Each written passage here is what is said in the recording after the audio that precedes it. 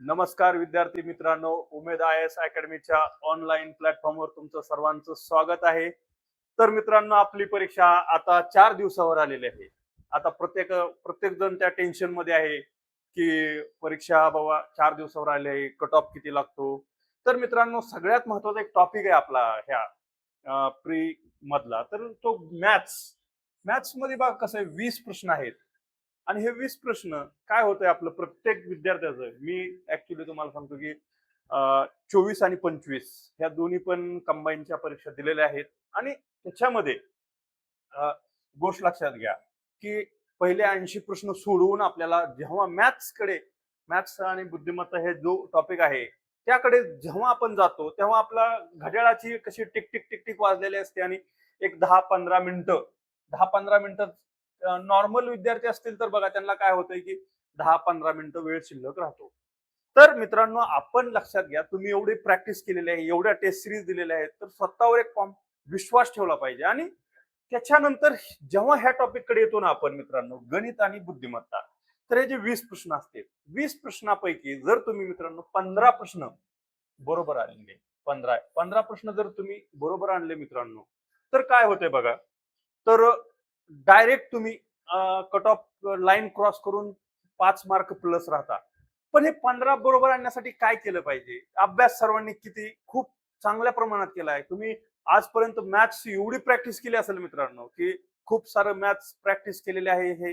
पण ह्या सर्व गोष्टी आपण एक्झाम मध्ये कमी वेळेत आणि त्या प्रॉब्लेमलाच विचारायचं आहे की तुझं उत्तर काय आहे? 2 पर्याय कसे एलिमिनेट झाले पाहिजेत, की प्रश्न वाचला की आपले 2 पर्याय एलिमिनेट झाले पाहिजेत. आणि ते कशा प्रकारे केलं पाहिजे ते आपण बघा. आपण काय केलेलं आहे मित्रांनो, जो 2000, हा, हे बघा, डोक्यात असं 80 प्रश्न झाल्यानंतर हे 80 प्रश्न सोडले, तुमचं मेंदू असा थकलेला असतो. कारण 80 प्रश्न एक तुम्ही बघा, अवरेज विद्यार्थी आपण म्हणूया 40 मिनिटामध्ये हे 80 प्रश्न अर्ध्या मिनिटाला एक प्रश्न ह्या प्रकारे सोडवून गोल करून जर तुमची 40 मिनिटं गेली, राहिली 20 मिनिटं गोल करेपर्यंत वगैरे, म्हणजे 17-18 मिनिटं तुमच्याकडे जर अवेलेबल असतील आणि तुम्ही 20 प्रश्न आपल्याला मॅथ्सचे सोडवायचे आहेत, तर कॅल्क्युलेशन खूप सारे.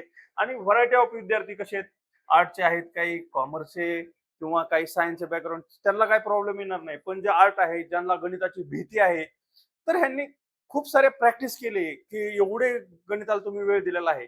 पण परीक्षेमध्ये, ऍक्च्युली परीक्षेमध्ये तुम्ही कशा प्रकारे ते टॅकल केले पाहिजे, हे मी तुम्हाला थोडक्यात 25चा पेपर दाखवून तुम्हाला सांगू शकतो की बाबा 17-18 प्रश्न आरामात कशी बरोबर येऊ शकतात आणि कमी वेळेमध्ये अर्ध्या मिनिटामध्ये जर तुम्ही डिसिजन घेऊ शकला की हा प्रश्न आपल्याला येत आहे, तर गडबड न करता तुम्ही 17-18 मार्कापर्यंत सहज पोहोचू शकता. तर चला, तर आपण 25च्या पेपरमध्ये बघा, आता त्याची उत्तरं वगैरे तुम्हाला माहिती आहे, तुम्ही 4-5 वेळा ते सोडवलेलं आहे. पण डिसिजन काय घेतले पाहिजे त्या 1 तासाच्या प्रेशरमध्ये, तुम्ही नेमकं काय विचार केला पाहिजे की बाबा हे प्रश्न आपल्याला येतो आहे का, तर येत असेल तर किती, बाबा 1 मिनिटाच्या आत कसा मी सोडवू शकतो. आणि जर माझ्याकडे वेळच नसेल तर मी ह्याच्यासाठी काय लॉजिक लावू शकतो, ह्या गोष्टीचा विचार केला पाहिजे. आणि आयोग बघा, आता ही 23 नंतर आयोग सोपे सोपे प्रश्न विचारत आहे. तर मित्रांनो, ही गोष्ट लक्षात घ्या. तर आपण डायरेक्ट प्रश्नच पाहूया. तर बघा, 2025च्या परीक्षेमध्ये, 2025 या परीक्षेमध्ये प्रश्न विचारले. आणि गणिताचे प्रश्न हे 81 पासून 100 पर्यंत असतात. टेस्ट सिरीज मध्ये तुम्ही पाहिले, सगळीकडे पाहिले. पण त्या प्रेशर मध्ये आणि तुम्हाला जर गणितच वाचवू शकतं, कसं की पेपर अवघड आला समजा, आता राज्यसेवेचा 31 मे झालेला पेपर आहे, 31 मे. त्याच्यात तुम्हाला दिसतंय की आयोगाने खूप डीप मध्ये जाऊन विचारले. तर आज भीती काय आहे लोकांमध्ये की कंबाईनचा पेपर पण असाच येईल का. तर मित्रांनो, मला तरी असं वाटत नाही की कंबाईनचा पेपर ह्या राज्यसेवेचा जो 31 मे पेपर झालाय त्याच्यासारखा अवघड विचारला जाईल. आणि जरी गेला तरी घाबरायचं आहे का आपल्याला, नाहीये. तर मॅथ्स सोपच विचारणार आहे. मागच्या 3 पेपर काढून बघितले, मागचे बघा 3 प्रीचे पेपर असतील, 3 प्री 23, 24, 25, त्याच्यानंतर त्याच्या मेन्स आणि ग्रुप बीच्या 2 पेपर. तर ह्याच्यात आपल्याला असं कन्क्लुजन पर्यंत पोहोचतो की गणित आयोग खूप सोपं विचारत आहे. तर बघा, तर आता आपण पटपट कसं काय विचार केला पाहिजे होता की उत्तरापर्यंत पोहोचण्यासाठी. तर बघा, हा पहिला प्रश्न काय आहे की कपल आणि ह्या असे अक्षरमालेवरती प्रश्न विचारलेला आहे. तर आपल्याला दिसतंय काय बघा, की सी आता एबीसीडी तुम्ही लिहिणार, त्याचे नंबरिंग वगैरे देणार, एवढ्या गोष्टी करेपर्यंत वेळ जाणार आहे. जर 2 मिनिटं गेली तर ते बरोबर येऊन पण काय उपयोग नसतो. तर मित्रांनो बघा, सी दिसलं की तुम्हाला 3 दिसला. तर पुढं काय दिसतंय डी. डी दिसलं की 4 असं. एवढ्यावर तुमचं लॉजिक काय लागलं 1 सेकंदाच्या आत, की बाबा 4 नी माझी सुरुवात असणार. पर्याय क्रमांक 2 कट झाला. त्यानंतर पुढे काय तुम्ही विचार करू शकता, इथं ओ यू आहे, इथं पण ओ यू आहे. तर इथले काही डिजिट सेम असाय पाहिजेत बघा. काय 12 आणि 6. इथं कुठं 12, 6 हे पर्याय गेलेला आहे. 12 आणि 6, 12 आणि 6 हे आहेत. त्याच्यानंतर तुम्ही ओला जर आकडेवारीतून बघितलं तर 12 पर्यंत मोजू शकता. यू उलट दिले त्यांनी, म्हणून डायरेक्ट तुम्ही डिसिजन घेऊन पर्याय क्रमांक 4 टिक करू शकता आणि पुढे जाऊ शकता. पुढे लगेच काय करू शकता मित्रांनो, बघा हा काय विचारलंय, प्रश्न इतका नीट काळजीपूर्वक वाचायचा, एकदाच प्रश्न वाचायचा आहे. ही एक मी इथं सांगू शकतो तुम्हाला, प्रश्न एकदाच वाचायचा. मॅथ्सचा प्रश्न एकदा वाचायचा आणि कीवर्ड नेमकं विचारलंय काय, 2 संख्यांचा गुणाकार 50 आहे आणि त्या संख्या 2:1 या प्रमाणात आहे, तर त्या संख्यांची बेरीज काय आहे. बघा 2 संख्याचा गुणाकार 50 आहे असं म्हटलं तुम्हाला, कॅल्क्युलेशननी काय करू शकता तुम्ही, त्याचं गुणोत्तर दिलंय 50 येण्यासाठी काय तुम्ही म्हणू शकता की 1 गुणिले 50, 2 संख्यांचा गुणाकार, पण त्याचं काय येणार आहे का प्रमाण. तर बघा 5 गुणिले 10 तर काय येतं 50, गुणोत्तर किती, एकाच एकाच 2 आलं. तर 1 मिनिटात तुम्ही उत्तरापर्यंत पोहोचला, 15 त्याची बेरीज असणार. पण अजून जर सोडवायचं म्हणलं तर तुम्ही कसं सोडवू शकता, की गुणोत्तर दिलं आहे एक्स आणि 2x, त्याची बेरीज गुणाकार जर केला तर 2x चा वर्ग, त्याच्यानंतर इज इक्वल टू 50, हे डिवाइड केलं तर 25, 5 एक्स बरोबर 5, एक्स बरोबर जर तुमचं 5 आलं असेल तर दुसरं 10 डेफिनेटली येणार. म्हणजे अर्ध्या सेकंदात तुमचं सॉरी अर्ध्या मिनिटात तुमचं उत्तरापर्यंत तुम्ही पोचू शकता. त्यानंतर बघा नेक्स्ट काय, हा त्रिकोणाची संख्या मोजा. हे तर सगळ्यांना माहित असते की ह्याची बेरीज करायची, 1 2 3 4 5 6 असं लिहिलं बेरीज, आणि ह्याची बेरीज किती येणार आहे ते तुम्ही लगेच पोचू शकता ते उत्तरापर्यंत, म्हणजे बघितलं की तुम्ही उत्तरापर्यंत पोहोचलेला आहात. त्यानंतर बघा नेक्स्ट काय, हा हे काय विचारलंय बघा, नुसतं तुम्ही नजर टाकली की व्हाईट आणि ब्लॅक आहे. बघा व्हाईट आणि ब्लॅक, इथं ब्लॅक आहे तर इथं व्हाईट आणि ब्लॅक हे 2 पर्याय तर असेच गेले. त्याच्यानंतर काय म्हणतंय, विरुद्ध विरुद्ध बाजूला जर ह्या ठिकाणी ह्याच्या विरुद्ध दिलं, ह्याच्या विरुद्ध, म्हणजे पर्याय क्रमांक 4 आहे का काही लॉजिक बिजिक किंवा काही कॅल्क्युलेशनचा भाग, काहीच नाहीये. अर्ध्या सेकंदात तुम्ही उत्तरापर्यंत पोहोचणार. त्यानंतरचा प्रश्न बघा, हे एक थोडं म्हणजे विचार करण्यासारखं आहे की ह्यात कळलं तर 1 मिनिटात कळते की काय लॉजिक आहे. तर बघा 2 गुणिले 6 तर 12, परत काय ही 12 गुणिले जर 2.5 केलं, म्हणजे 5.5 केलं तर ते 66 येतं. 66 परत 5 नाही करायचंय, म्हणजे ही संख्या चुकीची दिली आहे, ही उत्तरापर्यंत पोहोचले. त्यानंतर जर पुढे काय बघताय तुम्ही, हा 95 प्रश्न बघा, त्रिकोणाच्या सर्व कोणांची बेरीज असते 180. ही तुम्हाला शाळेत तुम्ही शिकला आहे की 180. तर हे ह्याचं जर केलं कॅल्क्युलेशन तर काय उत्तरापर्यंत डायरेक्ट तुम्ही पोहोचणार आहे की बाबा 30 एक्स ह्या तुम्हाला एक्स किंमत मिळणार आहे, आणि ती किती आहे तर एक्स किंमत शोधा म्हटलंय, तर तुम्ही ह्या फॉर्म्युल्यात टाकून उत्तरापर्यंत आरामात पोहोचू शकता. त्यानंतर बघा, हा आता प्रश्न तुम्ही नीट वाचायला पाहिजे. काय आकृती वगैरे काढायची गरज आहे का, काही नाही. बघा नीट जर वाचला तर सानवी हे सगळं आहे. डायरेक्ट तुम्ही काय करायचं की विचारलंय काय, सर्वात उंच सर्वात उंच कोण आहे एवढंच विचारलंय, उंच कोण आहे विचारलंय. तर इथं बघा काय म्हणतंय, सानवी विविकापेक्षा उंच आहे. विविका सगळ्यात म्हणजे कमी उंची झाली. त्याच्यानंतर पण निलेशापेक्षा उंच नाही, म्हणजे सानवी पण पर्याय गेलेला आहे. तर अशा ह्या किती सेकंद लागले तुम्हाला, 3 किंवा 4 सेकंदात तुम्ही इथपर्यंत आला ह्या 2 पर्यायामध्ये. तर नमितापेक्षा उंच आहे, चैत्राली नमितापेक्षा उंच आहे. तर निलिमापेक्षा उंच नाही, नमितापेक्षा चैत्राली एक असू शकतं, पण ते पण पर्यायामध्ये नाहीये. आणि परत काय म्हणतोय, विवेकापेक्षा कोण उंच नाहीये, नमिता. नमिता विवेकापेक्षा उंच नाहीये म्हणतोय. तर आपलं नमिता पण गेलं, म्हणजे निलिमा. असं अर्ध्या मिनिटात उत्तरापर्यंत तुम्ही पोहोचणार आहात. त्यानंतरच बघा, हा आता बघा ह्या गणिताकडे बघितलं तुम्हाला काय दिसतंय, 36 81. तर बघा पर्याय जर बघितलं तर 196. काय म्हणजे ह्यात काय लॉजिक आहे का?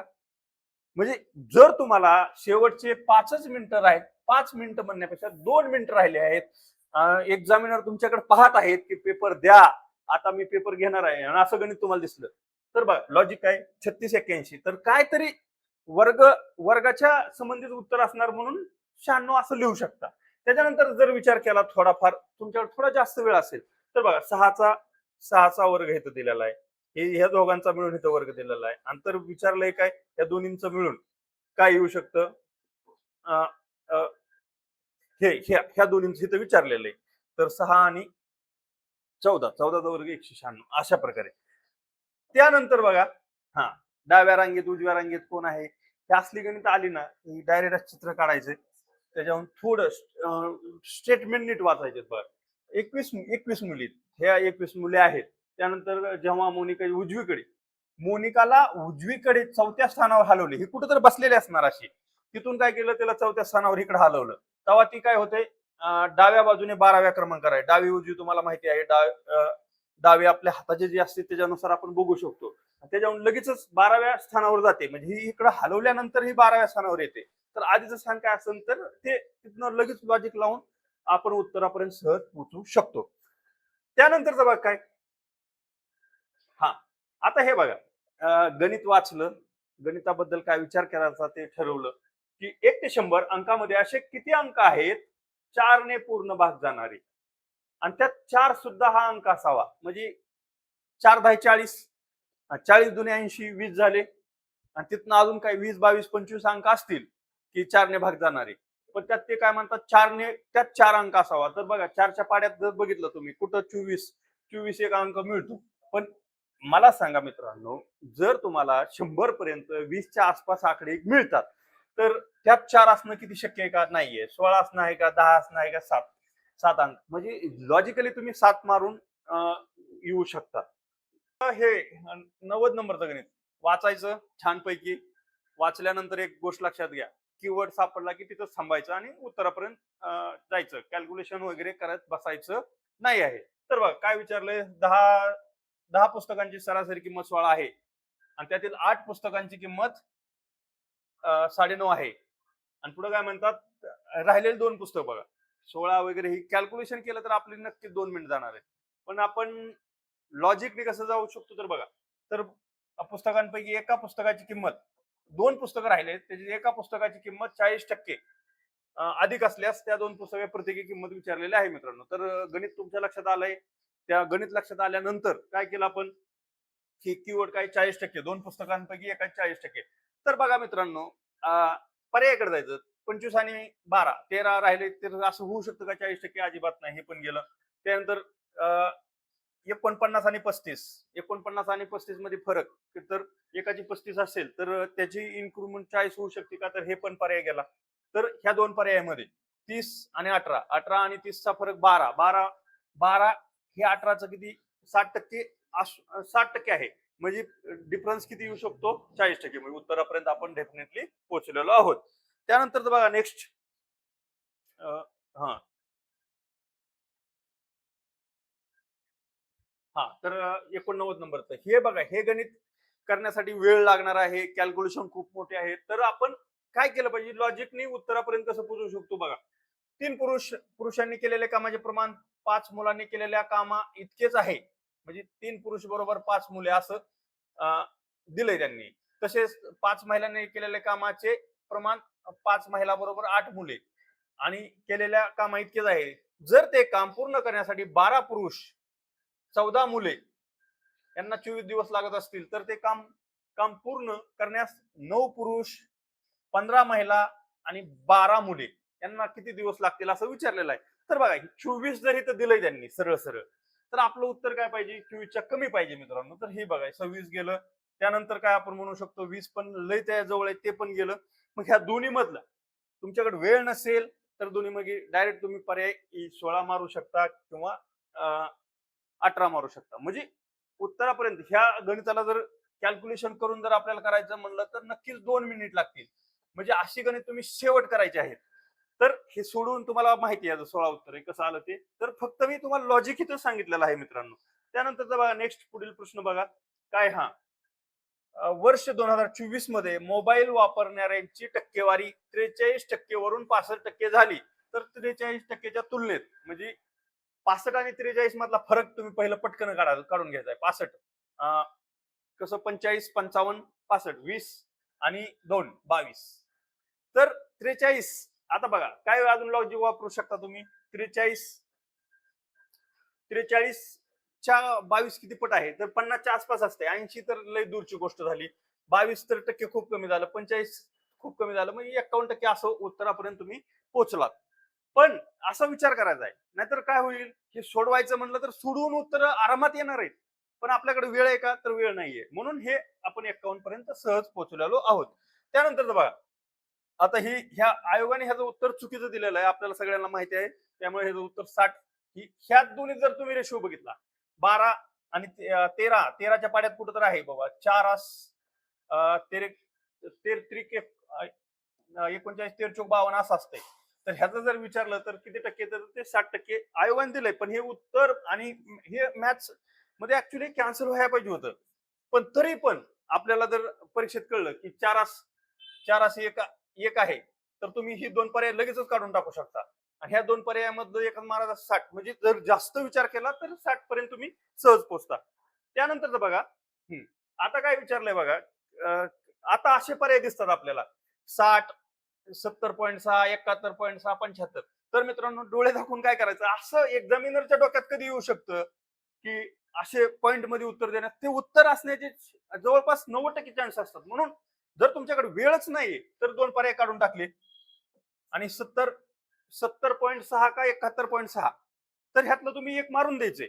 आणि जर तुम्हाला थोडं जर वाचायची संधी मिळाली तर काय काय काय कॅल्क्युलेशन करू शकतात ते आपल्याला सगळ्यांना माहिती. 111 गुणुले 12 गुणुले 13 असं काय तर येईल. ह्याचं जर कॅल्क्युलेशन केलं तर हे 71च्या आसपास येत असल्याचं आपल्याला दिसून येतं.